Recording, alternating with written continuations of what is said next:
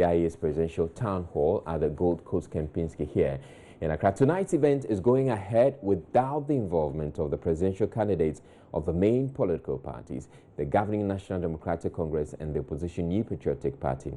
As a result, the IEA has had to tweak its own rules to allow presidential candidates who would otherwise not have been a part of this. The debate has traditionally been between presidential candidates of political parties with representation in Parliament, and that would have been John Mahama of the NDC, Akufo-Addo of the MPP, Ivor Greenstreet of the CPP, and then the PNC's Edward Mahama. But tonight, we'll see Ivor Greenstreet and Edward Mahama debating with independent candidate Jacob Osei Yeboah and Dr. Kwesi Nduom of the PPP. Now, let's join the feed live now at the Gold Coast Kempinski Hotel. And we pray that you would help the candidates to articulate their views so clearly that the general public will be able to assess them and further choose the one that you have chosen for the nation. We pray that this exercise will be beneficial and that the Holy Spirit will permeate it from the beginning to the end. In Jesus' mighty name we pray. Amen. Amen.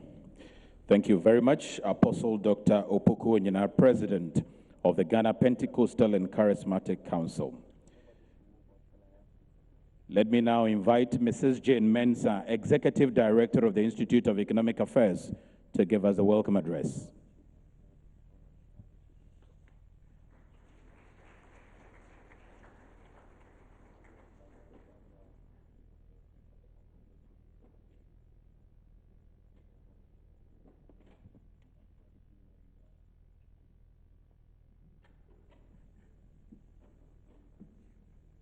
Distinguished guests, presidential candidates of our 2016 election, ladies and gentlemen, it is my pleasure to welcome you to the first IEA 2016 Town Hall. I extend a special hand of welcome to Dr. Edward Mahama, presidential candidate of the PNC, Dr. Kwesi Nduom, presidential candidate of the PPP, and Mr. Jacob Osei Yeboah, the only independent presidential candidate in this year's election. We are pleased that you have agreed to be here in person to address the concerns of the electorate. We applaud you for putting the concerns of the citizens at the heart of your campaign. Thank you so much. Distinguished guests, since the year 2000, the IEA has organized presidential debates ahead of each election year. This year's presidential town hall marks the 5th time the Institute is hosting this democracy-enhancing event. The debate series are designed to provide a platform for presidential candidates to present their visions and plans for governance to the electorate and answer questions of concern to them.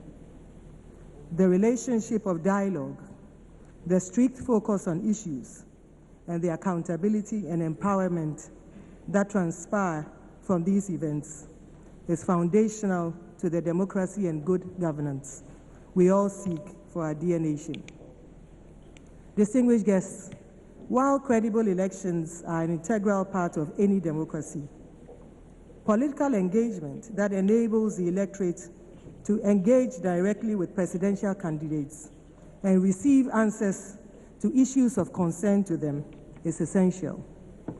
The very essence of democracy is exercised when the electorate is knowledgeable and informed and empowered to make a right choice on election day.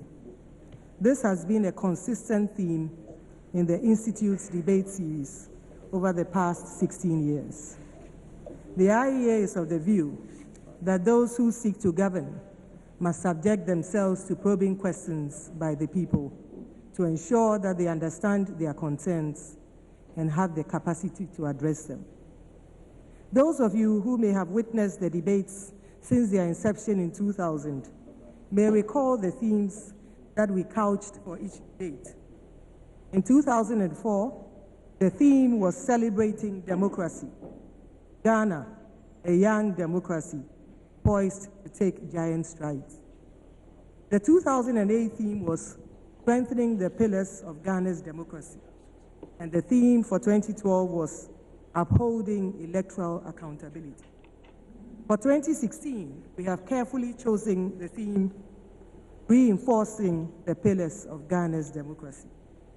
I trust that you will recognize in each of these themes a reflection of the stage of our democracy of each election from 2000 to date. Permit me to say that we crystallized our fledgling democracy in 2000. The election of that year was a watershed event in our political history. The then president, having served his constitutional 2 4-year terms, was no longer eligible to contest as a presidential candidate. The question on our minds then was, would Ghana demonstrate the political maturity required to achieve a successful election? Thankfully, we achieved that success, and Ghana was quickly elevated in the eyes of our neighbors and the international community as a model and indeed a celebration of democracy.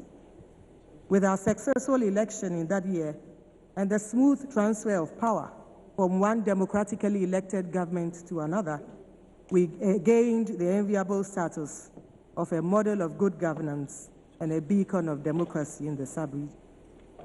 We entered the 2004 election as a fledgling democracy, conscious of the value of democratic ideals and well aware that the world was watching our progress. The 2004 election signaled that achieving successful elections was important, but that the consolidation and stabilization of the democratic process was even more crucial. Hence, the 2000 theme, strengthening the pillars of Ghana's democracy. The 2012 elections approached, and as a nation, we recognized their significance. The successful conduct of that election would mean that we would have achieved 20 years of uninterrupted democratic governance since the return to constitutional rule in 1992. As an institute, we recognized a need for electoral accountability as a prerequisite for successful election, hence the theme for the debates of that year. Ghana proved the robustness of our democracy with the 2012 petition and its successful and peaceful resolution. Distinguished guests, as we enter the 2016 election, however, we observe the need for a collective return to the foundations of the model of good governance and democracy that elections over the years have portrayed. We are mindful of the need to reinforce those foundations in order to maintain our democratic progress. We need to recommit ourselves to those processes that infuse the relationship between the citizen and the duty bearer with transparency, responsiveness, that establish accountability between the electorate and the aspirant, and that elevate true participation, transparency, accountability to a sacred, uncompromising pedestal within our society. The IEA will continue to work tirelessly to contribute to the reinforcing of the pillars of our democracy. It is as we make good our democratic franchise of casting an informed vote, untainted by any other consideration, but that which will be for our collective good as a nation, that participation, transparency, responsiveness, and accountability will return to buttress the very foundations of our democracy. Before I take my seat, I'd like to acknowledge our partners who have supported us to make the 2016 Town Hall possible. We place on record our appreciation to Star Ghana and its partners, DFID, DANIDA, and the European Union. We'd also like to thank the Open Society for West Africa, the Center for International Private Enterprise, Ford Foundation, and UNICEF Ghana for believing in us and supporting us all the way. We all recognize that it's been a very, very long road, and the fact that we are holding these debates show that our partners have stayed with us and have supported us throughout. Thank you. We'd also like to thank our media partners, the Multimedia Group, KNET, Metro TV, and Facebook for their efforts and support that has made it possible for Ghanaians all over the world to tune in and watch these debates live. We could not have done this without you, and we say a big thank you to all of you. Distinguished guests, I warmly welcome you to the 2016 Town Hall, and I wish each of our distinguished presidential candidates the best of this platform. Thank you.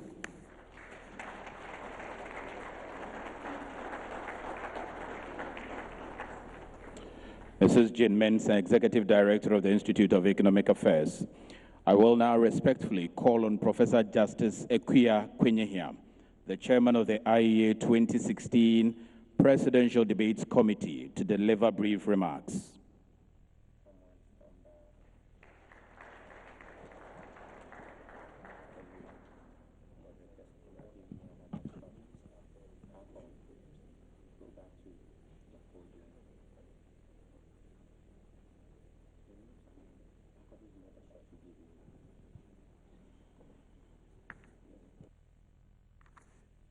Excellency, distinguished guests, good evening. On behalf of the Presidential Debates Committee of the Institute of Economic Affairs, I welcome you to the IEA 2016 Presidential Town Hall. We have planned 2 town halls this year. As with previous IEA election programs, we held the Evening Encounter series, which were covered live on national television and radio. This reached a wide spectrum of Ghanaians across the country and outside, and generated discussion and debate in the media. The evening encounters provided each presidential candidate a platform from which to engage directly with representatives of citizens groups. The presidential town halls, which now follow, provide a joint platform for candidates to engage with citizens and with each other. This platform and the process it sets in motion of accountability of political leadership to citizens, critical to the protection of democracy and the rule of law. This is especially so with this year's election, where we observe some slip in attention to a fundamental pillar of the nation's democratic development, namely accountability to the electorate by presidential candidates. We observe this in the delays in submission of political party manifestos for public scrutiny and challenges we experience in seeking to schedule evening encounters with a number of the presidential candidates. We believe that presidential candidates are engaging with the electorate on their campaign trials, and we expect that they will hold themselves accountable to the assurances they make on those platforms. However, it is critical that beyond political party platforms, candidates present themselves on public national platforms where all citizens from all political leanings hear them and engage with them towards making informed electoral choices, and may subsequently hold the elected candidates their words. I wish here to echo the words of the IEA in saying that while credible elections form an integral part of democracies, political engagement that enables the electorate to make informed choices on candidates and subsequently hold them accountable are essential. Democracy is indeed truly exercised when the electorate is knowledgeable and informed. As citizens with a common destiny, we must require accountability from those who seek to govern us. The Presidential Debates Committee has sought to ensure that the IEA town halls are organized with credibility. The Presidential Debates Committee comprises leaders of a broad cross-section of interest groups in Ghana. You will find the names of the members of this year's committee in your brochure. The committee's task was to guide the organization of the town halls. The committee compiled a list of possible moderators and forwarded this to the campaign teams of the participating political parties to rank in order of preference. The 2 highest ranking persons were selected by the committee for the role of moderator. The questions that will be posed by the moderators to the presidential candidates this evening were not formulated either by the IEA, the Presidential Debates Committee, or the moderators. The Presidential Debates Committee invited questions from a broad range of civil society groups and associations. The IEA also invited questions from the general public through adverts in the national newspapers. The Presidential Debates Committee collated the questions received, clustered them under thematic subheadings, and forwarded them to the moderator. The moderator then selected questions that best voice the concerns of the people as reflected in the range of questions received. Presidential candidates' position on the Town Hall podium were balloted for by representatives of their political parties in a transparent process moderated by the Presidential Debates Committee. Attendance at the Town Hall is strictly by invitation. However, every effort has been made to include a broad representation of our society on the guest list, covering civil society representatives, representatives of the youth, persons living with physical disability, senior statesmen and women, the business community, the academic community, the media, development partners, and political parties. In addition, these events are covered live on all major television and radio networks, with television sign language translation. They are also streamed live on the internet, Facebook, and YouTube. We trust that the town halls will provide presidential candidates with a national platform on which to engage with you, the electorate, and with each other in a competitive but healthy and constructive manner. I wish each candidate the best on this platform. Thank you.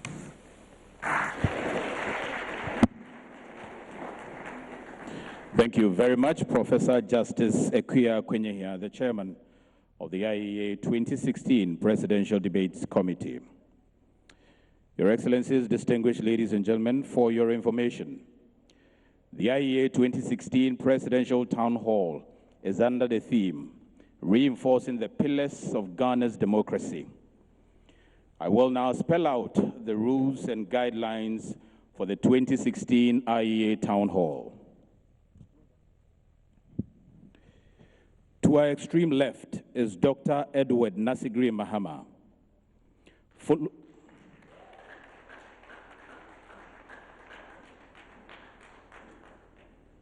Followed by Dr. Kwesi Nduom.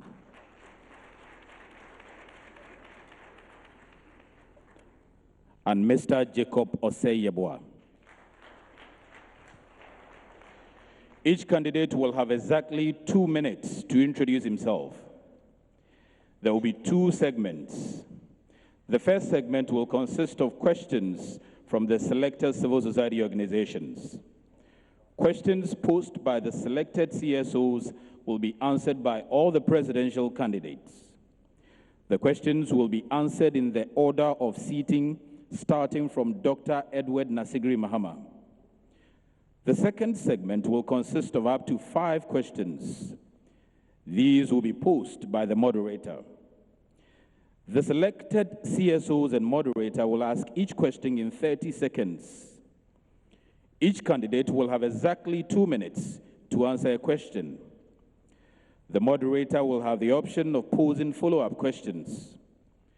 Candidates will have 1 minute to respond to follow-up questions. After the end of the first segment, there will be a short break of 5 minutes.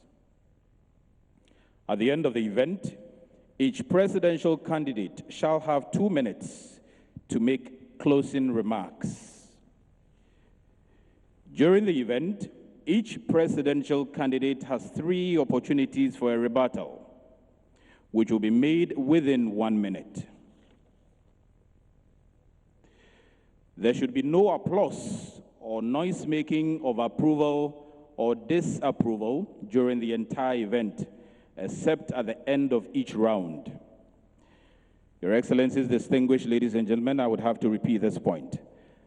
There should be no applause or noise-making of approval or disapproval during the entire event, except at the end of each round. All mobile phones should be turned off at this point. I will again have to repeat that point. All mobile phones should be turned off. At no time should the audience take photographs, as this will affect the lighting in the hall. The security can ask persons who do not conform to these rules to leave the hall. At the end of each round, no one should go on to the dais except the two designated representatives of the candidates. I now hand you over to our moderator for tonight's event, Mr. Samson Ladi Ayinene. I wish you a pleasant evening. Good evening, ladies and gentlemen, and welcome to the IEA 2016 Presidential Town Hall. I am Samson Ladi Ayinene, and I'll be your moderator for this night's event. We're coming to you live from the Kempinski Hotel, Gold Coast City in Accra. And we are live on Metro TV, Multi-TV Digibox, Joy FM, Joy TV, TV3, First Digital TV, and TV Africa. The event can also be watched live on the official IEA Facebook page and YouTube. Ladies and gentlemen, we will now begin with this evening's interaction, which focuses on the economy, private sector, and development, industrialization. We shall be speaking to the private sector development matters regarding manufacturing, energy or electricity, very critical to the economy, taxation, unemployment or job creation. But I start with asking the distinguished candidates to introduce themselves. And as you heard, you're doing that in 2 minutes. I'll start with Dr. Edward Nasigre Mahama. I am Edward Nasigre Mahama, presidential candidate of the People's National Convention. Madam Chairperson, this is Jean Mensah, IEA Executive Director. Distinguished ladies and gentlemen, colleagues and friends from the media, fellow citizens of Ghana, I am pleased to be here to share this moment with you. And anytime I hear the national anthem of Ghana, I feel that God bless our homeland, Ghana, and make our nation great and strong. We have not lived up to it. I intend to change this economy that we have in Ghana, which is made up of high inflation, high excessive interest rates, unbridled borrowing, and a depreciating currency fueled by economic indiscipline. Through disciplined economy, balanced budget, and also by balancing the budget, it is possible to bring interest rates down and to also stem inflation. I believe that through our New Deal program, we can grow the economy at 10% per annum based on agriculture alone, and also through that same program, we can have unemployment, youth unemployment, by value-added chain to the agri sector. We will vigorously reform our public sector for efficiency through the New Beginnings program, and I think that also when we have balanced the budget and with this new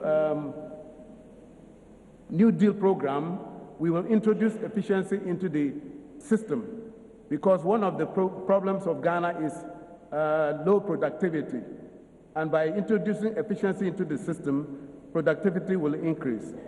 We also intend to reduce tax rates and spread the tax net and increase revenue.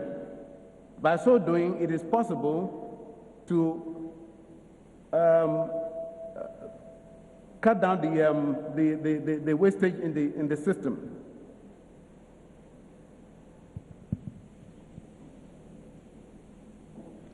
Thank you very much, Dr. Edward Nasigre Mahama. Shall we now hear Dr. Papa Kwesi Nduom of the PPP? Thank you very much, fellow Ghanaians. I am a local boy from Elmina who, through education, hard work, and the grace of God, have been able to create thousands of jobs in all the 10 regions, in all districts of the country. And I want to use that experience for the benefit of the millions of Ghanaians who live in this country. And I must state my disappointment that the man who, over these past 8 years, has supervised the mismanagement of our economy is not here to account for his stewardship. This is what I will do. I will make sure that we unite the country. We bring inclusiveness through, and also with a lean administration of not more than 40 ministers of state, use government's purchasing power to promote and encourage our own industries, work hard to take care of corruption through an independent prosecutor's office, bring national discipline through the implementation of a national identification system and a common numbering system that we can use throughout the country, amend the pension law so that we use the long-term monies that are accumulating to fund our entrepreneurs instead of putting them back to government through treasury bills, and also finance the energy sector, and through strategic intervention in agriculture, help our farmers and fishermen so we can eliminate in 4 years the $1.2 billion that we spend on importation of rice, help us to process our yam, our cashew, our maize, so the farmers can have good money in their pockets. And in the Western region, ensure that we implement a proper petrochemicals industry to bring added value to the oil and gas that we have. And in all of that we do, to make sure that there is inclusiveness, once again, unity, because unity comes peace. Peace, then we are able to develop the country. And I want to emphasize again also the use of the government's purchasing power to support our own, because part of bringing this government back to life, part of all of that is to ensure that we put Ghana first, and we give opportunity to our own people to do what God has given to us, youth, use the tremendous human resource that we have, and ensure that the people in this country, our productive energies are indeed brought to bear in this country.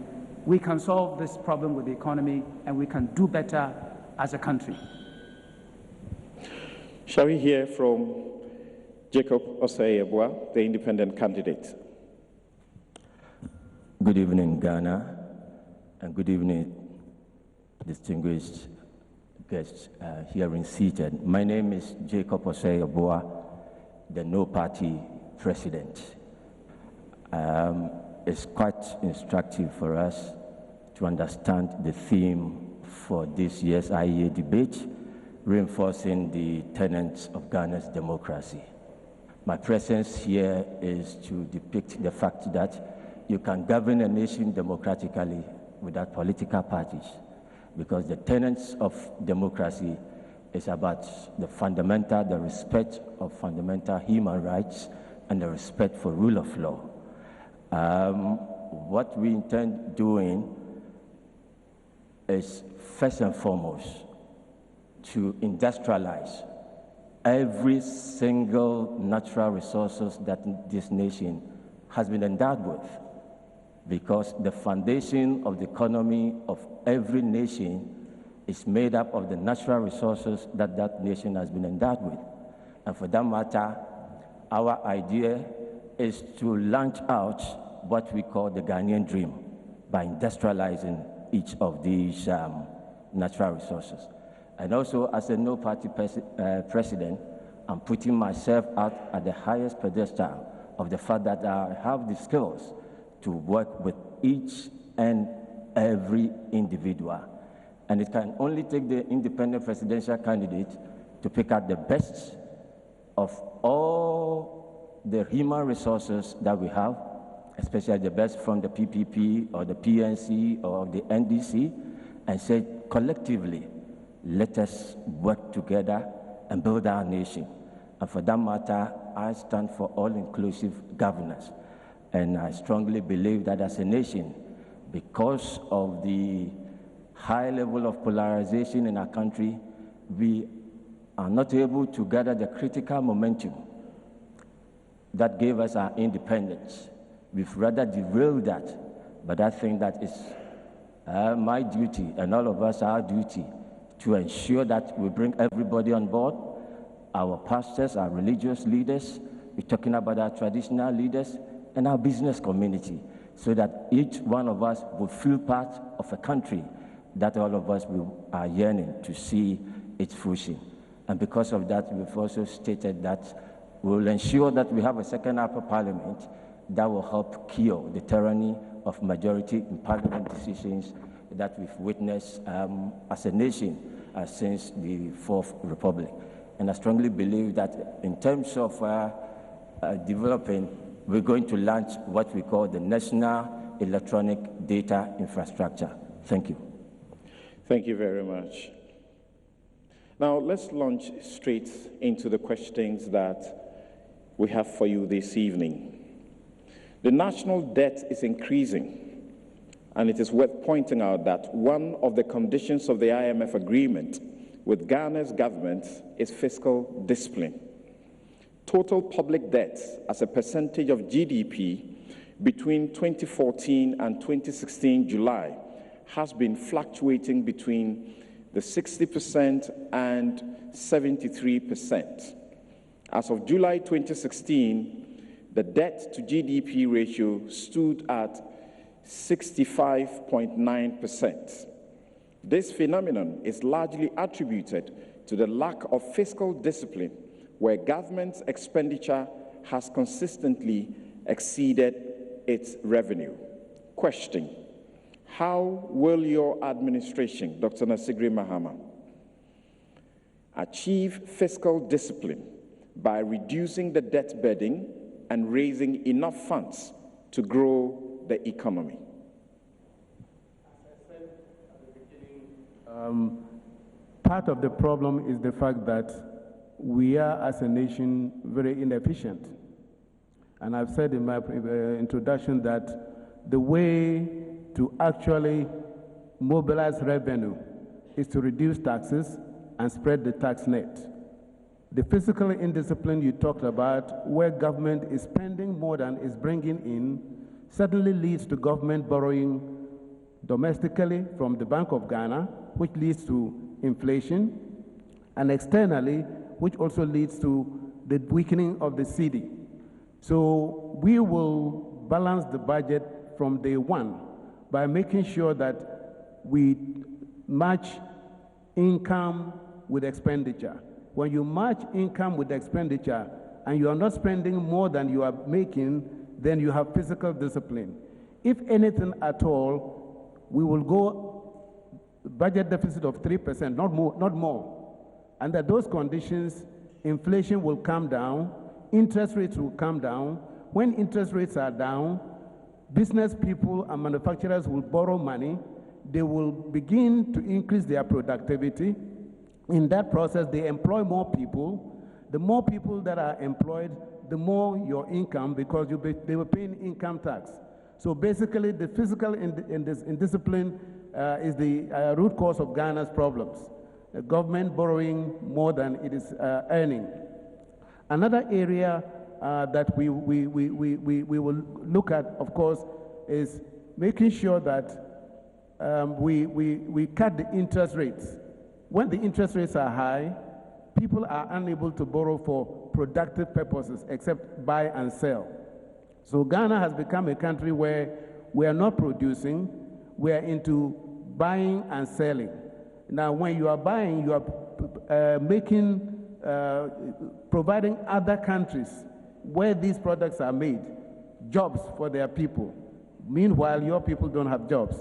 So the fiscal discipline, balanced budget, matching expenditure to income, reducing the tax rates, widening the tax net is the way to go in order to balance the budget and to make the economy grow. We've already indicated that on agri alone, we can increase the economy or grow the economy at 10% per annum. Now, agri is seasonal. And in the case of, for example, rice growing, we have promised that in 2 to 3 farming seasons, we can reduce the rice import bill by 50%, which means we'll put $500 million in Ghanaian rice growers' pockets. This is the way we go. Please continue. Ignore the time. You've been given a minute extra. It goes for all of you. Well, on the back of agriculture, as I've already said, the one other thing that we'll do is cottage industry. Because with cottage industry, you can get a lot of the young people involved.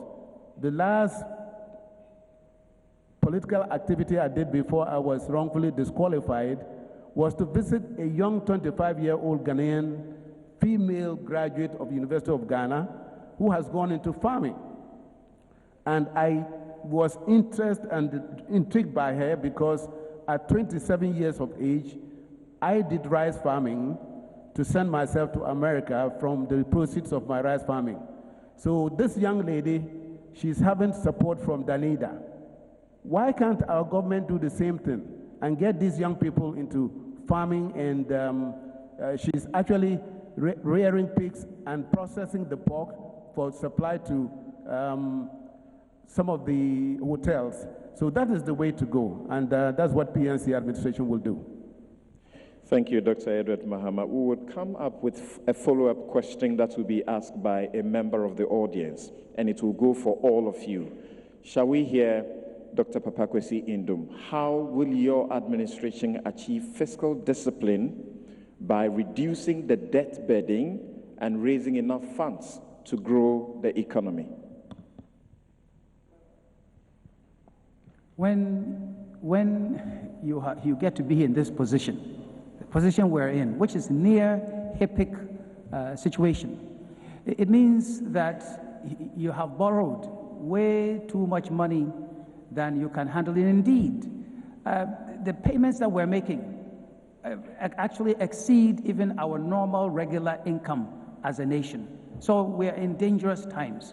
And when you are in dangerous time, any business person, proper business person will tell you that it is time to become lean, which is why I emphasize that an administration led by me will be lean. No more than 40 ministers of state, that is everybody included, deputy ministers and so on and so forth, not more than 40. We'll rely on the use of public servants. Number 2, we need to stop, and we will stop, the use of state funds to fund a campaign for the party in power. If you recall, that is what happened in 2012, and we haven't recovered. And it is going on now, and which means that I become president, John Dramani Mahama leaves me with a huge problem that I need to come and resolve. So we'll spend less. And number 2, this matter of national identification system, which will bring discipline into our economy, we will implement it aggressively, because that is what will assist us with a unique number for everybody to know who is buying a house, who is selling a house, who's renting a property, who is doing what in this country, so that we can bring discipline and collect the taxes that we need all over the country. And we will stop the showcase projects. When we don't have roads leading to our farms, you build fancy flyovers. Who is going to produce to pay for the fancy flyovers? So we will make sure that we spend more to generate revenue. So as far as reducing the debt is concerned, it's a simple formula. Number 1, a lead administration. Number 2, resist the use of state funding, state money to fund political campaigns. Number 3, ensure that we bring discipline by implementing aggressively the national identification system. And number 4, ensure that we don't borrow to fund showcase project, and we aggressively invest and support our local industries so that they can produce more, they can employ more, and therefore pay more taxes. And as they pay tax, if more people are paying tax, we can afford to reduce the level of taxation so that people will pay tax on a regular basis.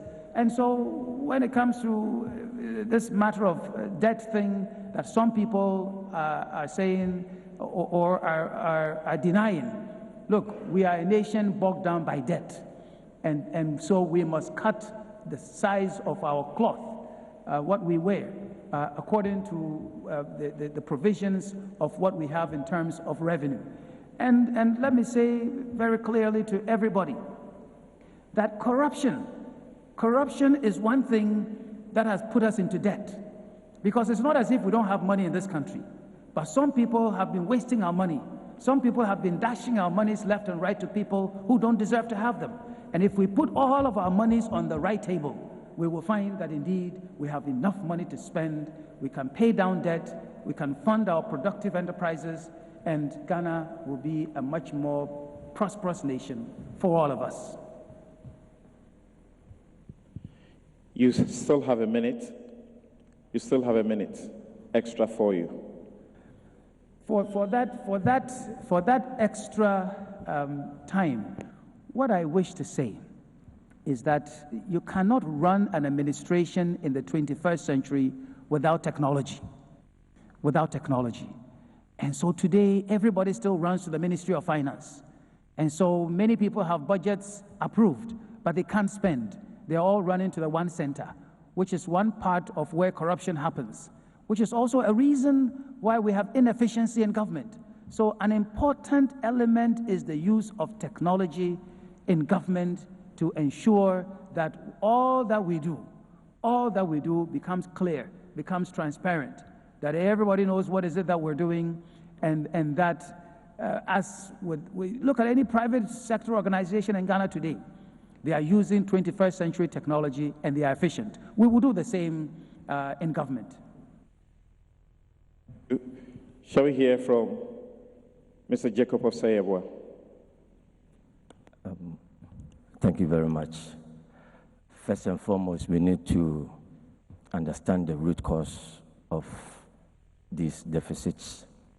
First, we are practicing a very expensive democracy. And because of political economy, winners would have to find a means of repaying these amounts spent. So when you see the big billboards and all the expenditure, then you should understand that each one of us, and as a nation, we need to find a means of paying that. This was actually exacerbated by the single spine salary structure that the nation embarked on. You know, from theory, you could see that when you just increase wages without necessarily reducing employment, you actually shake up the GDP. And for that matter, it takes a natural course, that jigsaw, for the curve to fit into. And that is why, as a nation, we are all experiencing this. And how can we go in resolving this? First, is what I earlier on stated. We need to create wealth as a nation. There's the need for us to accelerate the rate at which we can create industry out of all our natural resources. Second, because of this root cause of political economy, whether we like it or not, the politicians, most of them have come out to say that by all means they have to pay where they got that sources of money to. How can we close that? And that is why we are opting for the fact that we are not only going to allow the auditors general doing the post-auditing, but rather we're going to inculcate what we call the pre-auditing. Before any expenses is taken by any MDA, the auditors general would have to okay that before that expenditure go. And that we think that will help bring in the fiscal discipline that we're talking about. We also need the visibility of our governance. Okay, normally most of the analysis that we normally make is just more or less guessing. And that is why we say that we need to establish the national electronic data infrastructure that tracks the life cycle of each individual together with the properties and so on and so forth. By so doing, we'll be able to help expand the task net, okay? If you're able to expand the task net to include the informal sectors and the traditional sectors, then we'll be in a position for the government to have money. Thank you very much. We shall now go to the audience to take a question, which is a follow-up on the question of the economy to all of you, starting with Dr. Edward Mahama. And Dr. Jemima Nunu, head of Center for Management Development, Business School of Gimpa, has that question for you.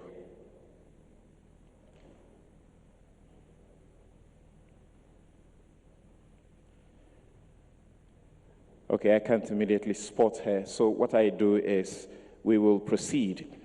Now, when Dr. Mahama, you speak about, and you have 1 minute, when you speak about the plans that you have to match income with expenditure and to ensure that there is interest rates are lowered as a means of ensuring reducing the debt burden and raising sufficient enough funds to grow the economy. Can you state 2 specific steps, including, for example, legislation for that purpose, if it is necessary, for your proposition?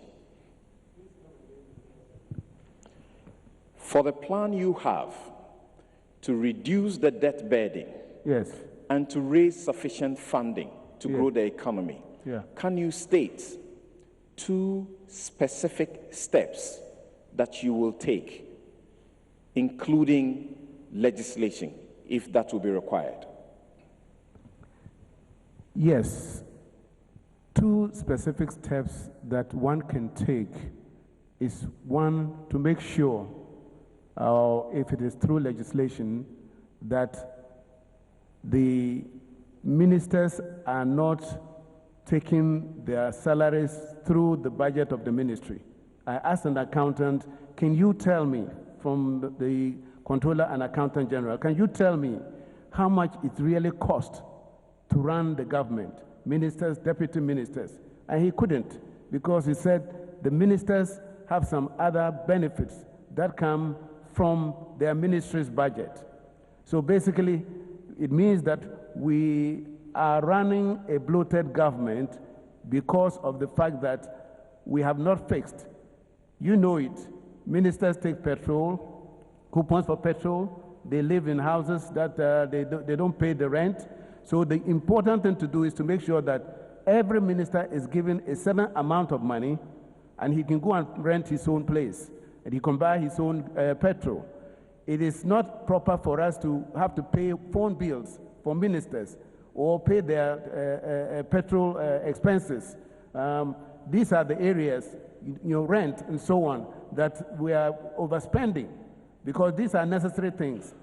And if they are coming from the ministry's budget rather than paid directly to the minister so that he can manage his own salary, just like anybody else, that will control it. Thank you very much. Now, Dr. Kwesi Nduom, you talk about a lean government of not more than maximum 40 ministers, among others also taking away showcase projects, as you call them. How have you assessed the need for a fiscal discipline legislation? Is it necessary to achieve what you seek? Well, in what I am looking to do, it's not a matter of legislation.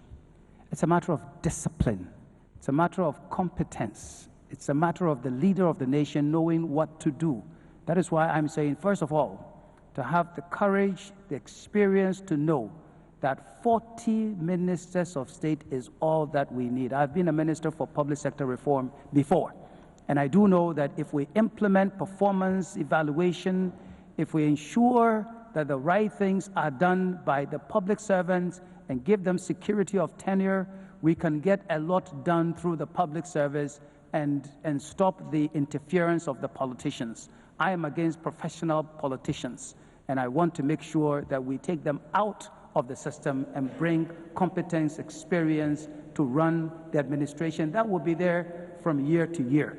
So it's not a matter of legislation, it's a matter of leadership. It is a matter of knowing what is it that you should do. And let me bring in the element of what everybody now calls single spine. Single spine didn't just come to be on its own. It was part of a comprehensive pay reform system. And one was, yes, to equalize and make sure that you get equal pay for work of equal value.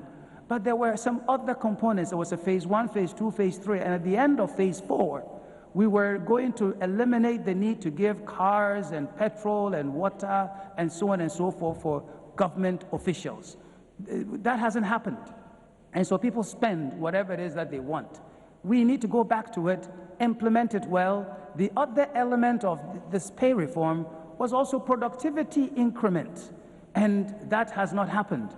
I know what it is supposed to be done. I will make sure it gets done. That's why part of my program is an accelerated public sector reform program led by a competent person.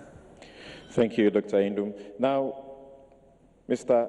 Jacob Osei Yeboah, you talk about creating industries out of all natural resources. What exactly do you mean by that? First, let's take the gold industry. Now, we're talking about picking up gold and developing the value chain, right from the mining, the refinery, the jewelry industries, and then the markets, and then going to the stands and looking for the international market where we can enter into an agreement for those who develop the circuit boards. We use a lot of gold in them. And then we can also come at Ghana coming from the background of Gold Coast, we can rebrand our gold and how we can explore the markets. Let's take, for instance, for the manganese industry. And that is what, manganese is a very hard metal, and that is what we use in the armory industry. We can add value to it, and especially make sure that we don't actually export them in raw material, but we can develop the industry that can convert them into the sheets. And we can even go to the extent of having assembly plants for armor cars and so on and so forth. You can pick about cassava.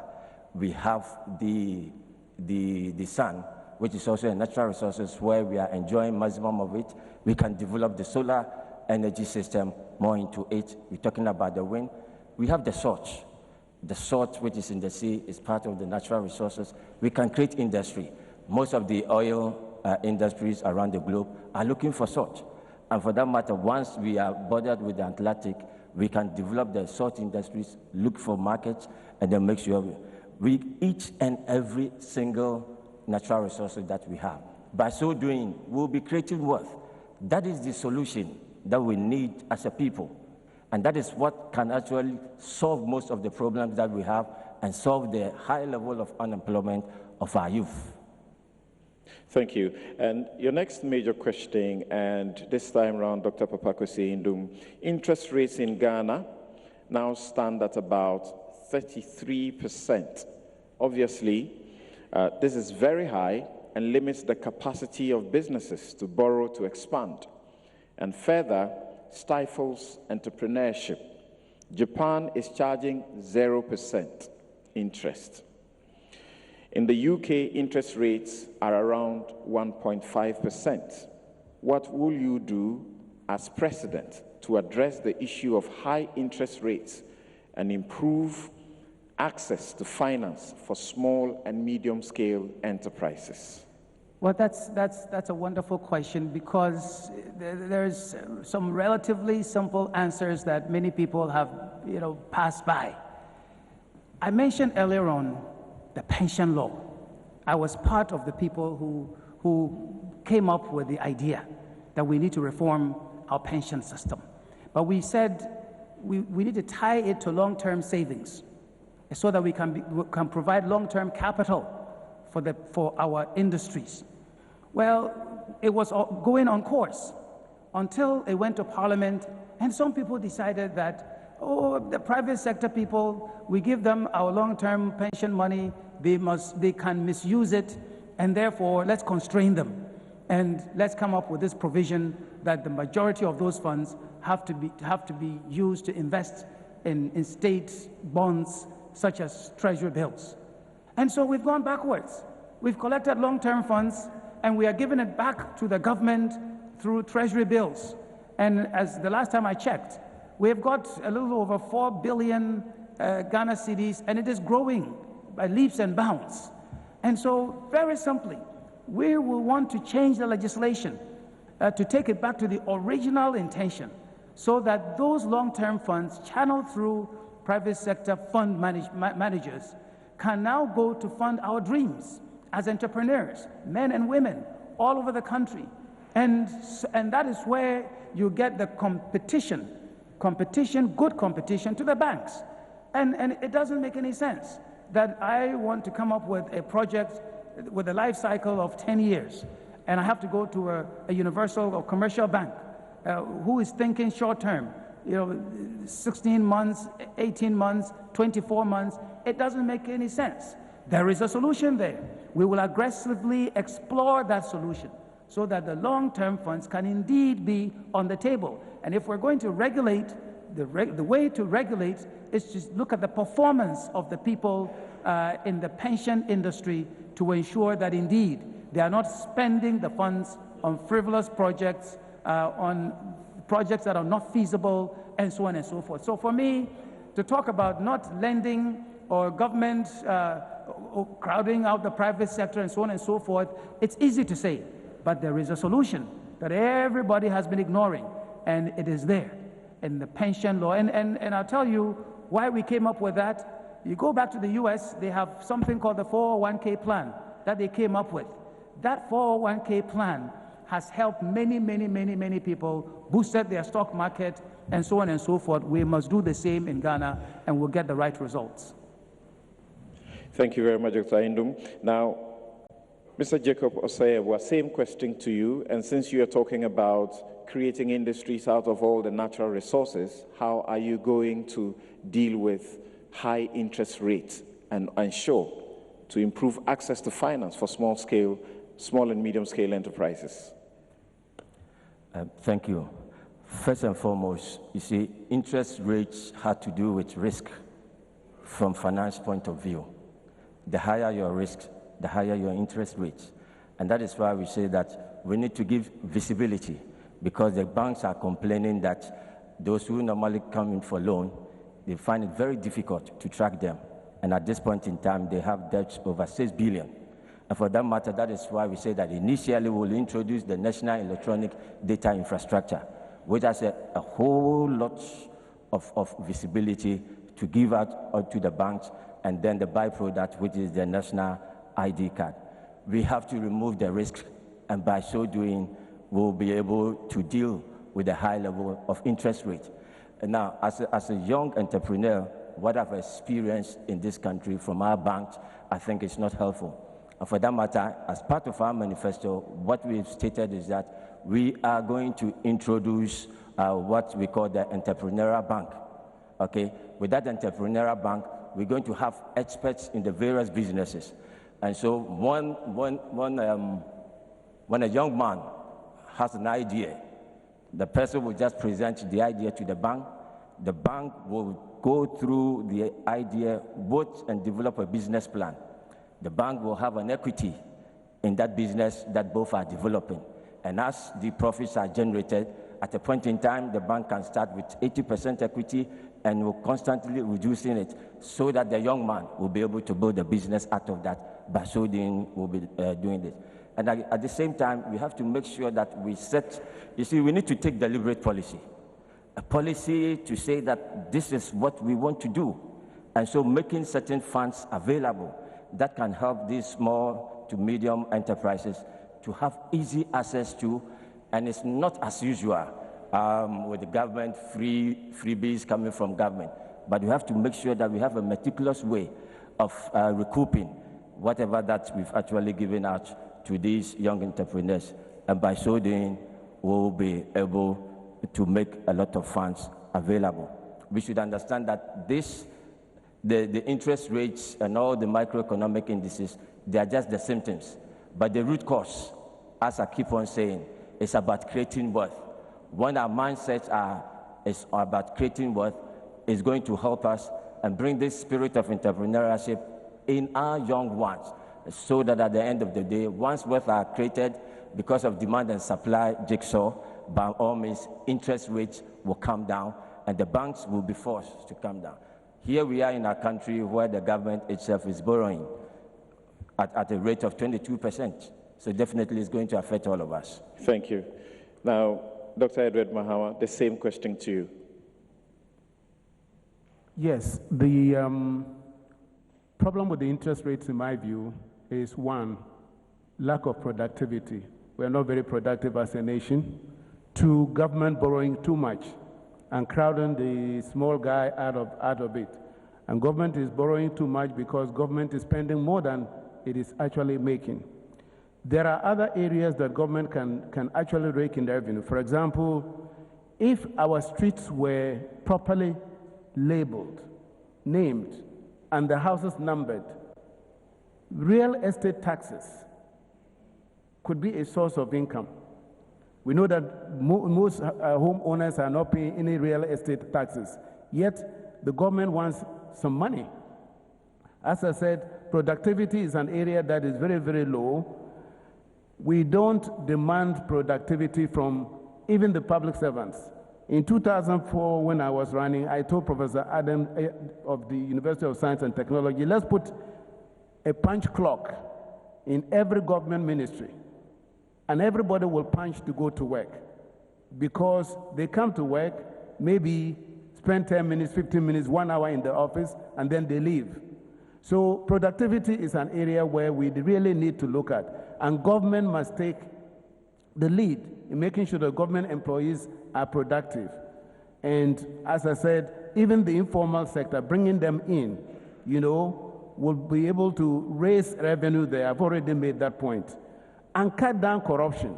Corruption is something I've said is if we can reduce corruption by 30 to 40%, we'll get all the money we need and we won't have to go to IMF and the World Bank. Go to the ports and see what happens when goods arrive. These importers, customs officers, they make deals and the money goes into private pockets. So government is losing a lot of money through this corruption, and I will make sure as president that I go after those areas, seal those holes where the government revenue is leaking, and bring it in so that we can develop the country. Thank you. You have a bit more time, but if that's where you want to conclude, then you take the next substantive question.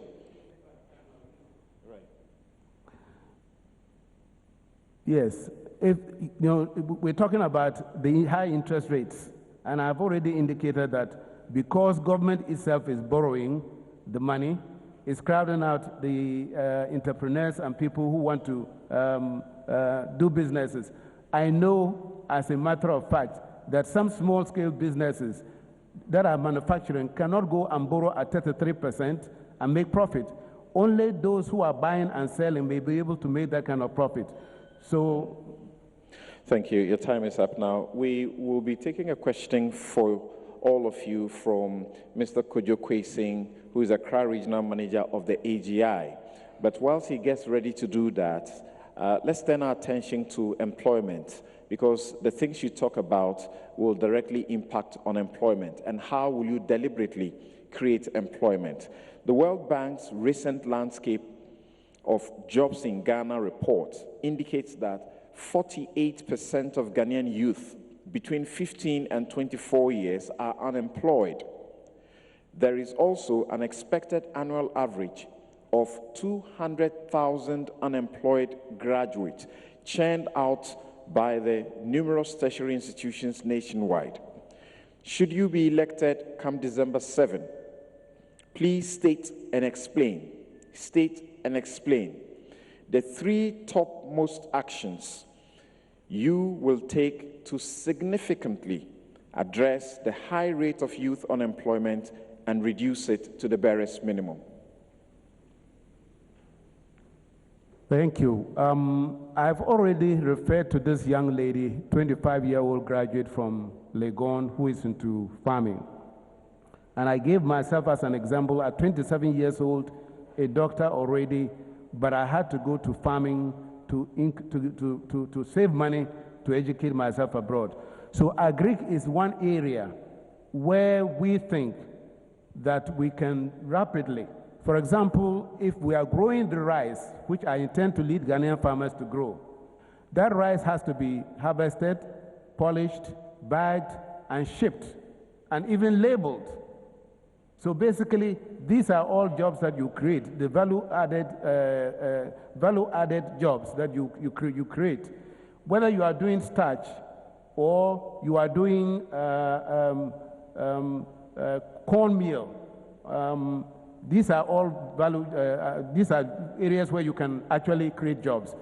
I've said, for example, that Afram Plains is a very fertile land that will help maize farmers to grow a lot of maize, and then we'll set up poultry feed factories to turn the maize into poultry feed. Then that poultry is fed to our children. That is why I'm promising every Ghanaian school child that they will have a drumstick at lunch, because we will grow the maize, we'll grow the poultry, and we'll feed it to them. You see, we have come a food cycle, and along the lines, even the chicken has to be dressed. You know, the feathers have to be taken. All these are jobs. They have to be cut, you know, into pieces and sold or served. All these are jobs. So with agric alone, we are envisaging that in 2 to 3 farming seasons, we'll reduce the unemployment rate by 50%. And these young people will be very glad to be doing this type of work.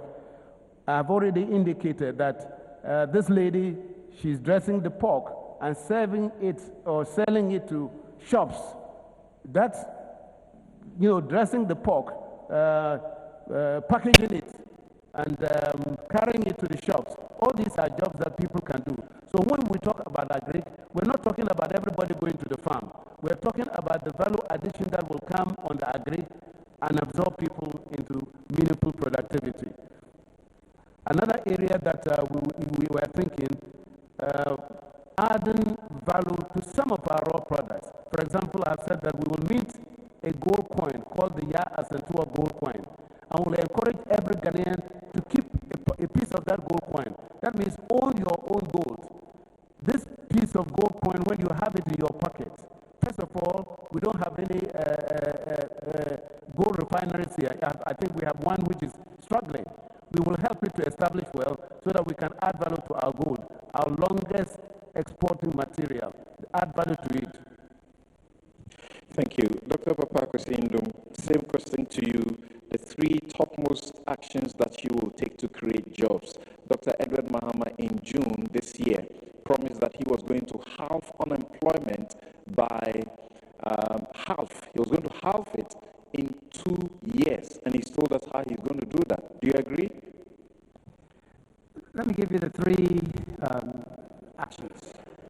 And I want to do it from a practical experience because I have done it in this country, and I want to use the same experiences in government. Number 1 is we must provide a market in Ghana for what we produce right here. Number 2 is use the purchasing power of government to buy what is it that we produce, the services and goods that we create jobs. And number 3, come up with a positive attitude towards entrepreneurship and success in the country. And let me give you the examples for all 3 of them. Number 1, in terms of a market, we talk about the issue of whether it's rice or yam or anything else. Unless there is a market in Ghana for the rice, you're not going to get anywhere producing anything. And I have done an example. You go to Rawra in the Volta region today. We have gone there, refurbished a rice mill, and over 5,000 farmers now have hope. They are now going to expand their farms because the rice mill is there, it is working, and it will buy each and every paddy rice that they grow. And there are people ready now to buy the rice. That's why I am confident that 4 years, we can eliminate, no need to import the $1.2 billion worth of rice that is coming. And in its wake, we will create more than 1 million real jobs. We have done the calculation. I've done the work through practical, hands-on experience, and I know it is possible. And the same applies for producing yam chips, for producing fruit juices, and so on and so forth. And number two is using the purchasing power of the state. And I've tried this in the private sector where I mandated that none of our hotels should buy anything that is imported if we produce that thing in Ghana. So rice, like fruit juice. And because of that, our people come all over the country and find what is it that is produced in Ghana and use it. If we did the same thing in government, that nobody funded with the state's money should go and buy anything that is imported, can you imagine the jobs that we would create in this country?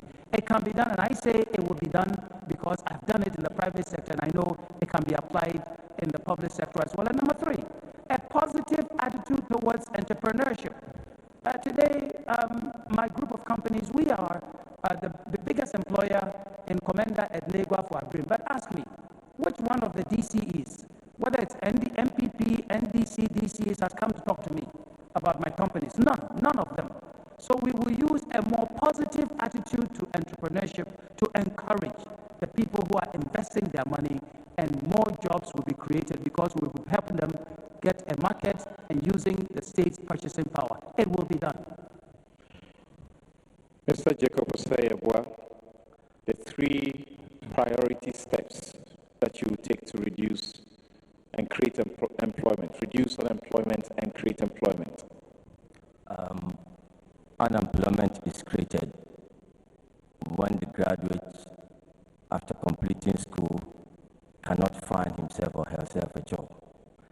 And so there's a gap between our educational system and our industry.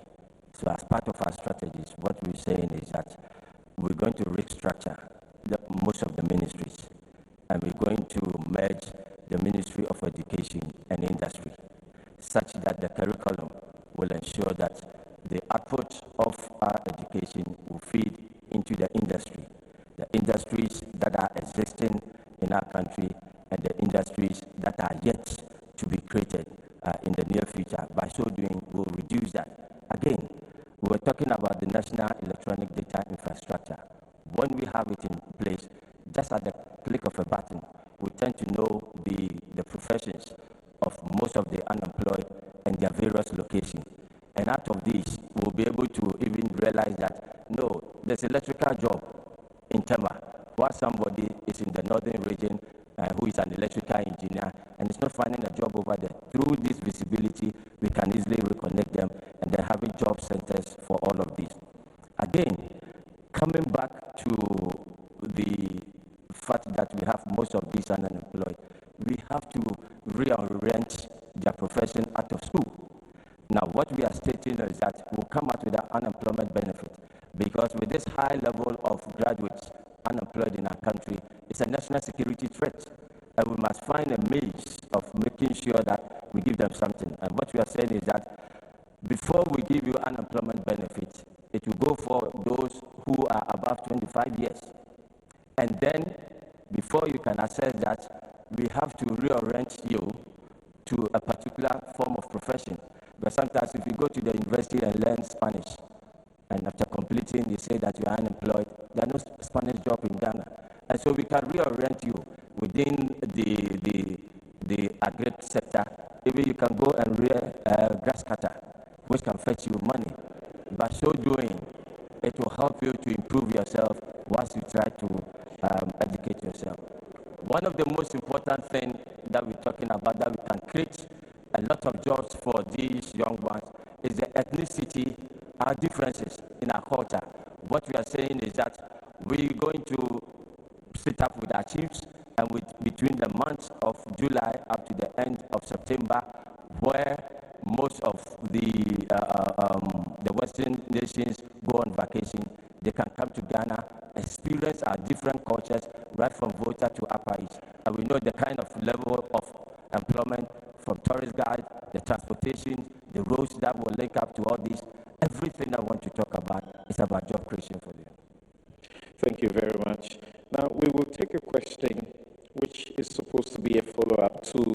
Dr. Kwesi Nduom, because it is more suited to the answers that you provided. And it's a question that is coming from Mr. Jojo Kwesi, the Accra Regional Manager of the AGI. Good evening to you all. Like you said, my name is Jojo Kwesi. My question is, manufacturing growth has declined, and considering the fact that manufacturing is the pivot or fulcrum on which all economic activities gyrate around, what are you going to do to revive the manufacturing sector if you are given the nod? Thank you. You can answer. 1 minute.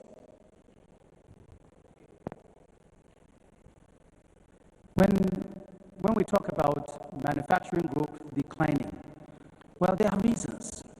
One clear reason the past 4 years has been doom solve. And so you must solve the energy problem. And the energy problem is going to be solved not through a technical solution, but a financial solution.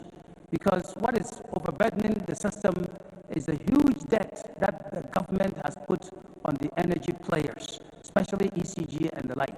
So that's one thing, is to solve not just the power generation, but the power distribution problem that we have in Ghana, and it will be done by concentrating on the financing part. But the second part, it has to do with encouraging our manufacturers by using the state's purchasing power and the state's authority to give them a market in this country. If someone produces a drug in Ghana, why then allow the same drug to be imported?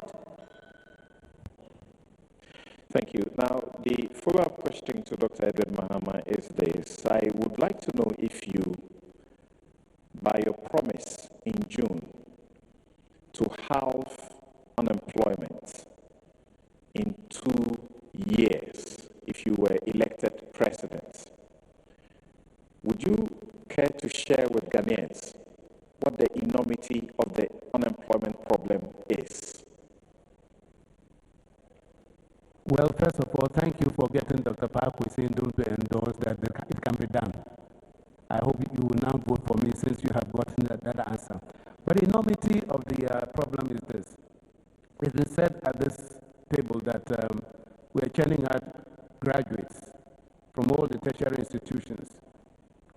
My figures are about 50,000, but only 5,000 get reasonable jobs. A reasonable job is a job where you are paying taxes yourself as an income tax, where you are paying social security. All other people are doing what we call informal work.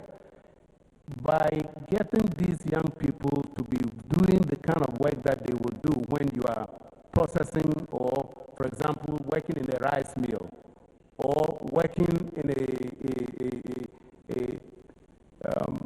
packaging goods, in a factory. All these are works that the jobs that young people can get, and they'll begin to pay income tax, they'll begin to pay social security, and so basically, my promise, Kwesi has endorsed that it can be done, and it will be done. Let's see if Mr. Jacob Osei Yeboah agrees that his solution is workable within 2 years to halve unemployment. We have been averaging, unemployment has been averaging 8.82% in Ghana. The highest we have had we have recorded has been 12.90%. That was in 2005. Is the solution profit feasible?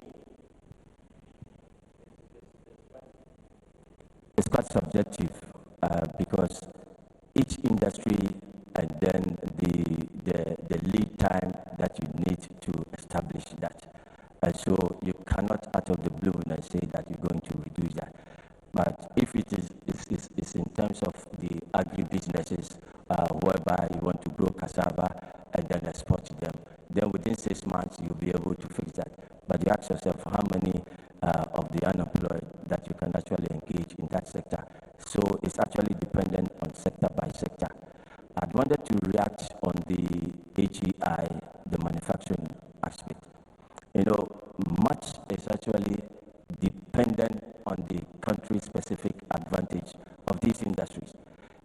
cannot just set any industry in Ghana. And that is why I keep on saying that we need to set industries out of our natural resources, because the cost of the product is actually dependent on the sources of input. And power is one. The source of the raw material is another. Sir Robert, you have been bailed out. We'll take our very final question, and it will be coming from another private sector person, Dr. Eric Osei Yeboah. He's a senior lecturer at the University of Ghana. Dr. Eric Osei Yeboah, if you're here, please, can we take your question? It's a major question. It goes for all of you. Gentlemen, please don't forget that you have the right to put your hand up to indicate if you want to give a rebuttal. You can request a rebuttal. If someone is giving a solution, a suggestion to our economic problems, and you feel that that diagnosis is wrong and the prescriptions are not workable, you are at liberty to put your hand up and respond to them. Thank you, Mr. Moderator, and good evening to our distinguished candidates. Right. My question is quite simple. Taxes in Ghana are generally seen to be high and detrimental to private businesses. Recently, ICU and Association of Ghana Industries actually increased or intensified calls on government to reduce the tax burden on business. Their concern is that the multiplicity of taxes are actually impacting negatively on workers and businesses in Ghana. However, the country's tax to GDP ratio is one of the lowest, averaging about 16%, which often leads government to record large budget deficits and borrow hugely to finance infrastructure. When you get the nod, how are you going to ensure that the tax burden is reduced, debt stock is at a sustainable level, without sacrificing infrastructure projects that are critical for our growth and development? Thank you. Thank you very much. We'll start with Mr. Jacob Osei Yeboah. Thank you.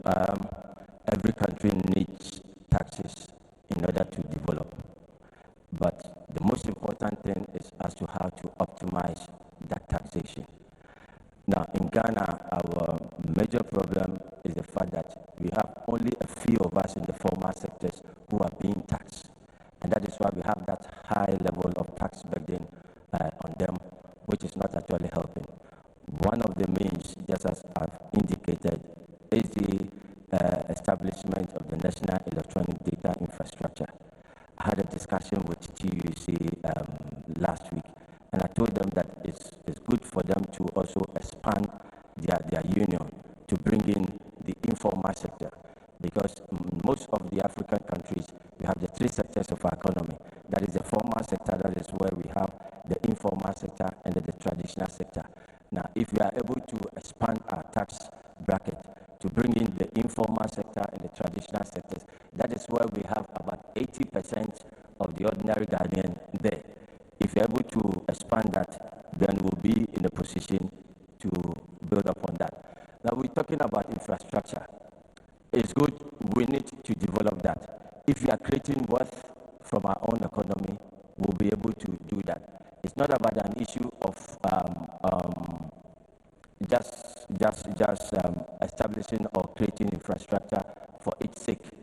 In businesses, we have what we call return on assets. And so we need to really find out whether that infrastructure that the government wants to embark on, is it not politically motivated? For you to build huge schools in certain places that we don't even have students to occupy them, it's not productive enough.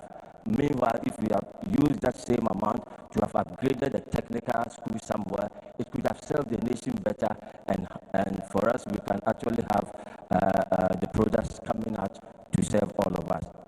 And so what we need, yes, infrastructure we need, but we need to do analysis on the return of its access to the country before we embark on. If we did that, then as a nation we'll have the key to our development. Thank you. Thank you, Dr. Kwesi Nduom. And gentlemen, let's have some very specifics to what exactly you intend to do. Corporate tax presently for industries is 25%.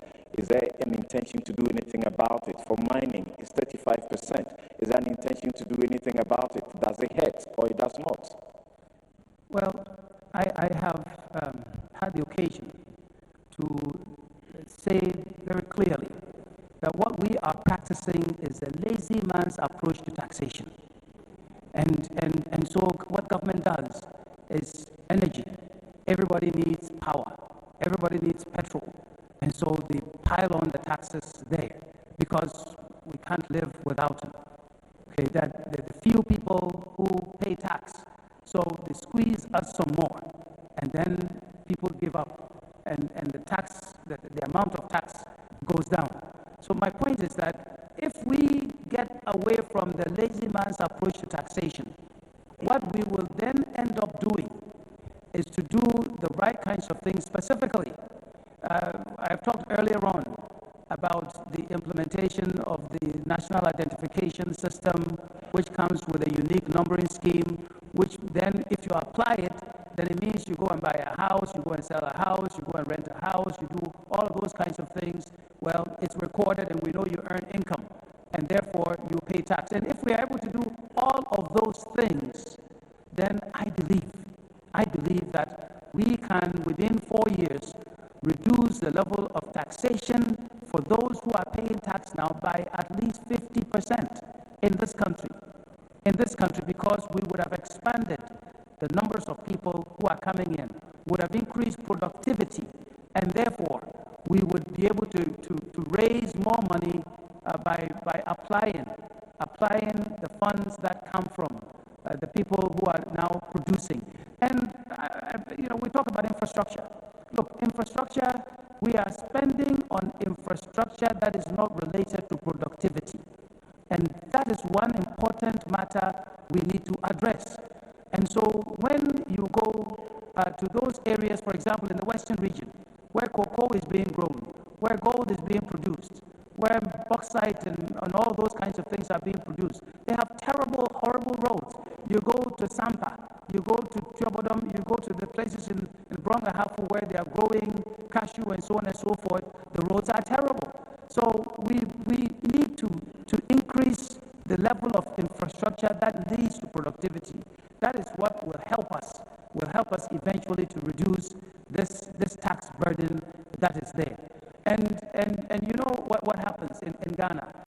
When somebody sees you that you are being successful, the first thing that, if they don't like you, they come to you is, are you paying tax?